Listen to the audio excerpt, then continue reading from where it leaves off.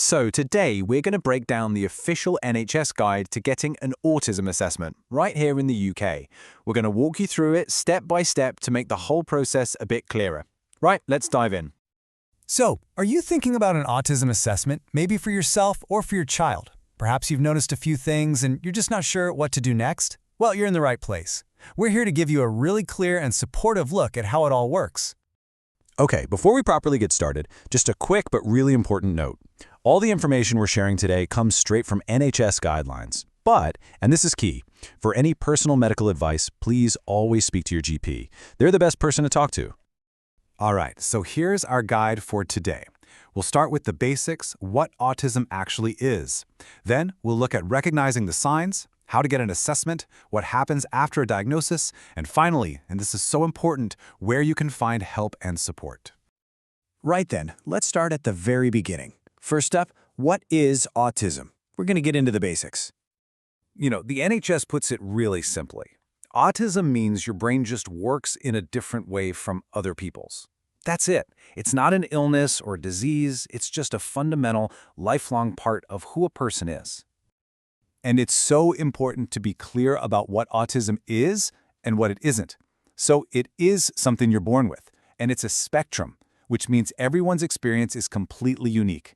But what it's not?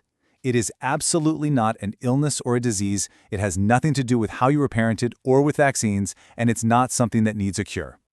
And I really want to stress this point because the NHS is very clear about it. Being autistic doesn't stop you from having a great life, making friends or having a job. It simply means you might need a bit of extra support with some things, but it's definitely not a barrier to living a full and happy life.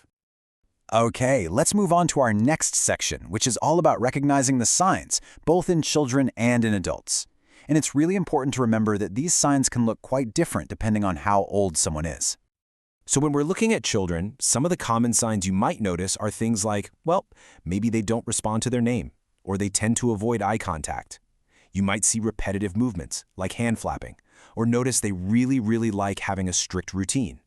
They can also take things very literally and sometimes find making friends a bit tricky. But remember, this isn't a checklist. These are just some of the common signs. Now for adults, the signs can sometimes be a bit more subtle. It might be things like finding it genuinely hard to figure out what other people are thinking or feeling.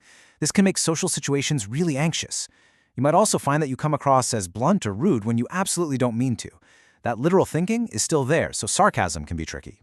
And just like with kids, needing that same routine every day and having really passionate, deep interests in specific subjects are also common signs. And this next point is absolutely crucial. It's something called masking. The NHS makes it clear that autistic women and girls, especially, can become incredibly good at hiding the signs of autism. They learn to sort of fit in by copying how non-autistic people behave. And as you can imagine, this makes it so much harder to spot. And it's a huge reason why so many women and girls don't get a diagnosis until much later in life. So, we've talked about the signs. Now, what do you actually do? Let's get into the practical side of it, how to get an autism assessment through the official NHS pathway. Okay, so the whole assessment journey can be broken down into 4 main steps. Step 1 is talking to a professional. That could be your GP, a health visitor, or even the SENCO at your child's school. Step 2 is preparing for that appointment. It's a great idea to make a list of all the signs you've noticed and any questions you have. Then comes Step 3, the assessment itself, where you'll meet with a team of specialists. And finally, Step 4, you'll receive a report that explains the outcome. All right, so let's say you or your child has received a diagnosis. What happens next? This next part is all about what to expect and how to move forward. People react to a diagnosis in all sorts of ways, and that's completely okay. For some, it's this massive sense of relief, like, finally, it all makes sense. But for others, it can feel like a bit of a shock. The most important advice here is to just give yourself time. There's no rush to feel a certain way.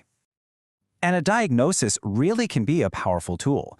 For parents and children, it can help you understand your child's needs so much better, and it can open doors to getting the right support at school. For adults, wow, it can be a game changer.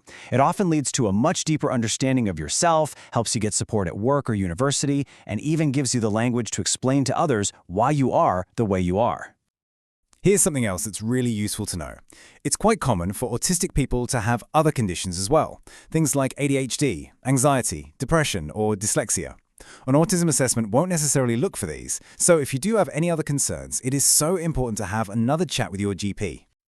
And that brings us to our final section. And honestly, it might be the most important one of all, finding help and support. Because the diagnosis is never the end of the story. Really, it's the beginning of finding your community and getting the support you need. So where can you go?